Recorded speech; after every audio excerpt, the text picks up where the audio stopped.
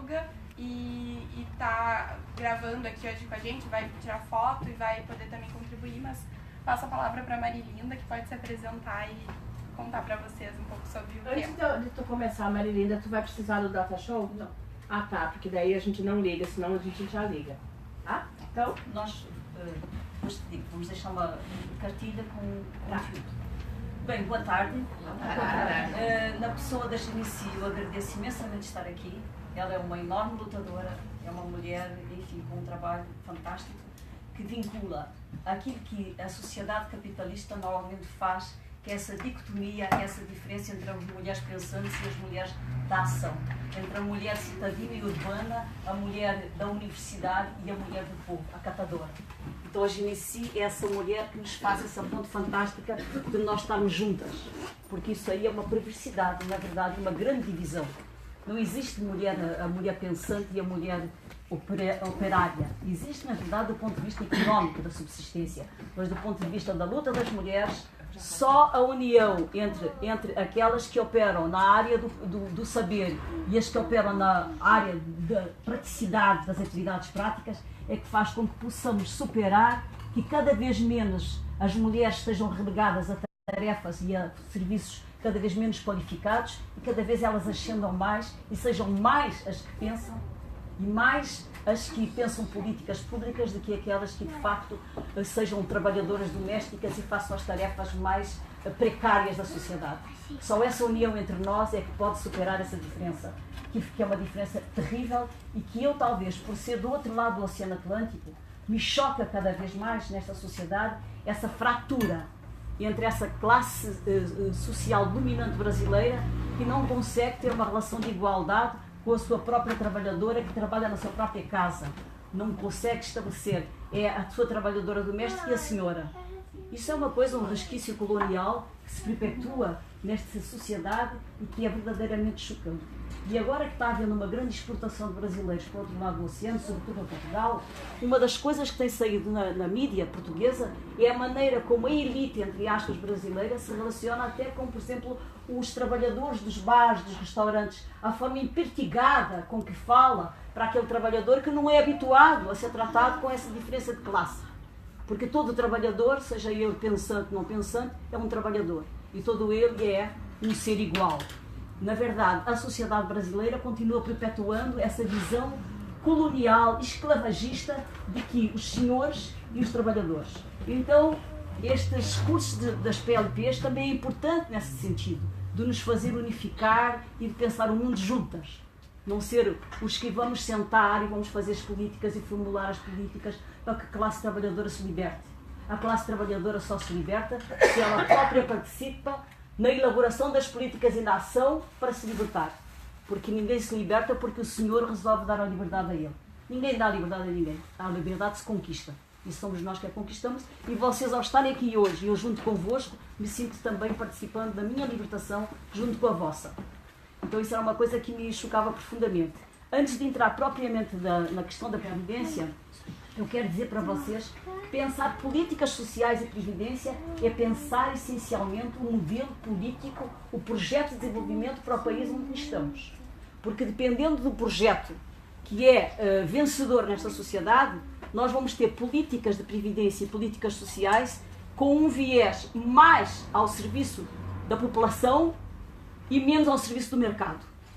Porque assim, saúde, previdência, todos os direitos inerentes à seguridade social têm uma quantidade enorme de abutres do sistema financeiro que querem se expandir com planos de saúde, com planos de previdência e que querem precarizar os sistemas de previdência existentes.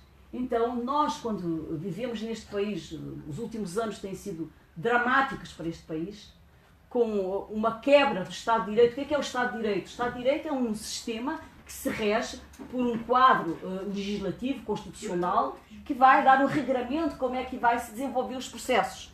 Então, quando, por exemplo, se promove um impeachment de uma mulher, como foi a Dilma, para, de uma forma truncada, uma forma ilegítima a tirar do poder, nós abrimos a porta para que todos os monstros que depois vieram por ali afora e que continuam se perpetuando na nossa sociedade. Notadamente a reforma trabalhista, que muitas de vocês, ou por vocês próprias como sujeitos do direito, ou porque o vosso marido, o vosso pai, o vosso irmão, a vossa irmã, todos nós estamos a sofrer, nós todas aqui estamos a sofrer, essa coisa nefasta que foi uma reforma trabalhista que veio, que passou sem que, isso é muito grave, a periferia se tivesse se movimentar. Nós estamos tendo problemas muito grandes de dizer não a esses sistemas como a reforma trabalhista, e um dos principais problemas que nós temos no Brasil é que existe também uma enorme fratura entre a classe trabalhadora sindicalizada e a população, a classe trabalhadora que vive nas vilas marginalizadas. O pessoal da vila não desce, o pessoal da vila não se move. Então, se não se mover e se não se juntar com a dita classe trabalhadora sindicalizada, nós não conseguimos barrar as reformas que vêm sistematicamente tirando direitos. Então, a reforma trabalhista passou assim como se fosse uma meia beleza neste país, que estabeleceu e que trouxe para a nossa sociedade contrato precário de trabalho, que muita gente já está vendo. O que é o contrato precário de trabalho? É um contrato que não dá direito a nem um mínimo de estabilidade, que não dá direito nem sequer a que se desconta a previdência, que de facto fica a esmo. É um contrato intermitente, ainda pior, ainda rebaixa mais o direito trabalhista. Então, coisas gravíssimas para o nosso cotidiano e para a nossa autonomia, porque outra coisa que se diga, nós mulheres não conseguiríamos chegar ao patamar de igualdade se nós não tivermos autonomia financeira e económica. Isso aí é um princípio, a Simone de Beauvoir falava isso insistentemente à exaustão. Não adianta a gente ter empoderamento. O nosso empoderamento nasce essencialmente, primordialmente, da nossa independência económica. Portanto, a reforma trabalhista, ao nos precarizar, nos tornou menos poderosas. Podemos até esteticamente nos sentir poderosas, mas na verdade e na realidade nós estamos bem mais fracas hoje do que estávamos ontem, antes da aprovação da reforma. E agora, depois da reforma trabalhista, colocaram em pauta a reforma da Previdência. Ela foi sustada pela greve de 28 de Abril, que foi de facto um marco importante na sociedade brasileira.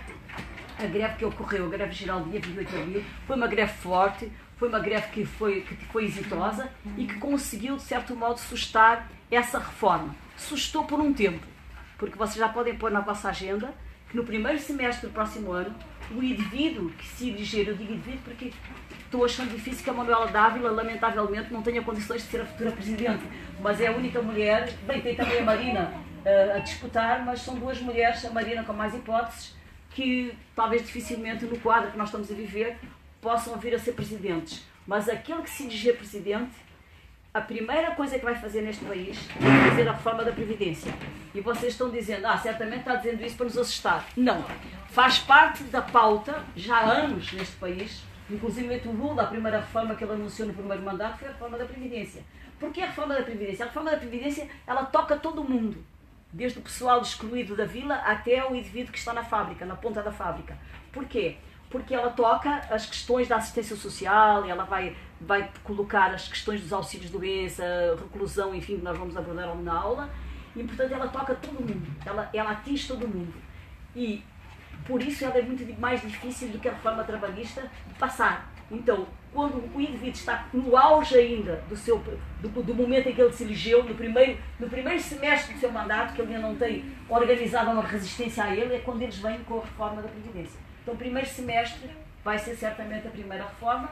O indivíduo que vier-se a eleger, provavelmente, vai ser um presidente conectado e envolvido com o mercado, o tal de mercado. Vocês escutam muito assim, o Estado está muito inchado, o Estado está muito inchado, é preciso enxugar o Estado. Os servidores estão ganhando demais, demonizam, assim, que é uma casta de privilegiados no país. Então, assim, antes também de entrar, eu quero dizer para vocês que um Estado forte é um Estado que tem capacidade de promover políticas de saúde para toda a população, reforçar um SUS, é um Estado que pode promover políticas sociais para toda a população, Minha Casa Minha Vida, políticas de previdência, políticas de apoio à infância e juventude, enfim, só um Estado que tenha servidores ao seu serviço e que tenha uma máquina estatal abrangente, com muitas ramificações, é que pode promover políticas que promovam a igualdade. um Estado fraco. Vocês estão vendo o que é que está acontecendo com o Sartori aqui, que é um Estado fraco, um indivíduo que está enxugando o Estado, acabando com as fundações, querendo privatizar as empresas públicas. Vocês veem pela Prefeitura, ao Marquesan, os vossos colégios uma vergonha. Os colégios municipais têm um mínimo de professores. É uma precarização. Então isso é o que é um Estado fraco. Um Estado fraco é aquele que diz assim, o privado é mais competente do que o público. Coisa muito, muito mentirosa. Porque se o privado fosse muito competente, não havia falências. Eram muito competentes. Mas assim, não vamos privatizar, porque se nós privatizarmos vai ser melhor e vai para a frente. Quantas vezes empresas públicas que nós tínhamos maravilhosas hoje estão condenadas ao sucateamento? Porquê? Porque os privados, quando não dá lucro, elas fecham. E o público, se não dá lucro, mas se aquela empresa tem uma função social, é mantida. Portanto, essa questão de ficar demonizando os servidores, os trabalhadores, os funcionários públicos e dizendo que o Estado tem um monte de mordomias, é um discurso do que nos domina, do dominador, não de nós.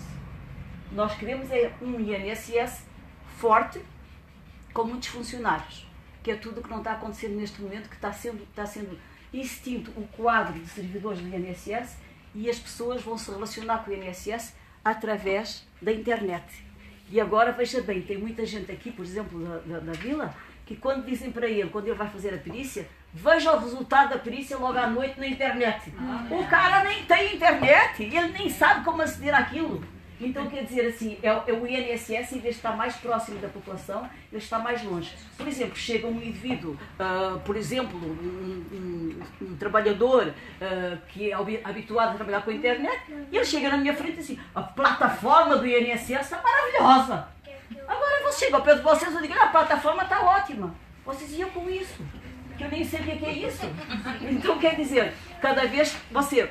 eu preciso de marcar uma perícia. Ligue para o 135. Não mais você vai chegar lá ao pé do servidor, dizer, olha, eu venho aqui, eu não estou contente, eu não entendo. Você não vai ter mais um cidadão na sua frente a dizer isso. Então, nós temos que lutar, porque o serviço público tenha funcionários, tenha servidores, de preferência bem pagos, para que não seja objeto de corrupção, e que sejam preparados para atender as pessoas e não estejam mal-humorados por causa do excesso de trabalho que têm. Muitas vezes a pessoa, coitada, se arrepia toda e no INSS, diz assim, me tratam mal, só me falta bater. Aqueles caras estão com uma carga de trabalho que antes era feita por 10 trabalhadores. Hoje é um que faz o trabalho de 10. Então eles são humanos, acabam por não ter essa questão tão cívica. Mesmo assim, no sacrifício eu vou atender bem. Então assim, o que eu queria nesta preliminar é dizer para vocês que nós vamos ter eleições no próximo outubro e que cada um de vocês, ao escutar as propostas de cada um dos presidentes, deputados e tudo mais, se preocupe em indagar o que é que cada um vai fazer em termos de políticas sociais. O que é que cada um vai fazer, por exemplo, no quadro da Previdência. O que é que cada um vai optar? Por ter um Estado forte com políticas sociais ou por dizer que vai fazer um Estado enxuto e com adeiras com menos funcionários, porque isso pesa muito na folha. E aí, por derradeiro, quero dizer que essa preocupação deles não é uma preocupação grande do cidadão que está muito preocupado com a sociedade. Está preocupado é ter cada vez mais recursos para pagar a dívida interna. O que é a dívida interna? Quando o Estado não tem dinheiro, se socorre de empréstimos do capital financeiro. Então, os capitalistas deste país pegam muitas vezes dinheiro em bancos públicos, jogam em títulos do Tesouro. Os títulos do Tesouro, o quê? É aquilo que o Estado vende para se capitalizar. E aquilo vai gerar uma enormidade de lucros e de juros. Então, quando o Estado não quer pagar para nós, ele está querendo que o seu serviço de dívida seja pago pontualmente e regiamente. E sabido que esses dividendos, esses lucros que o capitalista que investe nesses títulos públicos é isento de todo e qualquer imposto. Então, é só ganho para o outro lado e só nos tirarem um pouco que já temos. Então, estas colocações eu acho importante colocar para vocês, porque a Previdência ela se prende muito com essa questão das políticas. Bem, mas falar sobre Previdência Social. A Previdência, quando nós não vivíamos uma sociedade industrializada, portanto, a humanidade ela vem, ao longo dos séculos, evoluindo. Até a Revolução Industrial, que vai ser no século XVIII, mais ou menos, nós vivíamos quase todos, na humanidade, em pequenas aldeias. que não eram como a vossa aldeia. A vossa aldeia tem gente que veio de muitas aldeias, tem gente que veio do interior e chega aqui e vai construindo a sua casa. Como dizia a companheira, muitas vezes nem se conhecem uns aos outros. Chegou com a sua trouxa, comprou a sua casa e ficou ali. Não há uma identidade de comunidade, ela vai se construindo. Mas no passado, as pessoas nasciam nas famílias e ficavam naquele núcleo. Então, quando vinha a questão da doença, quando vinha a questão da velhice, quando era a questão da maternidade, a família ajudava o doente, o velho. Não havia necessidade de haver políticas públicas para cuidar do velho, da criança, do doente, porque isso era uma coisa que era inerente à família. Com a Revolução Industrial,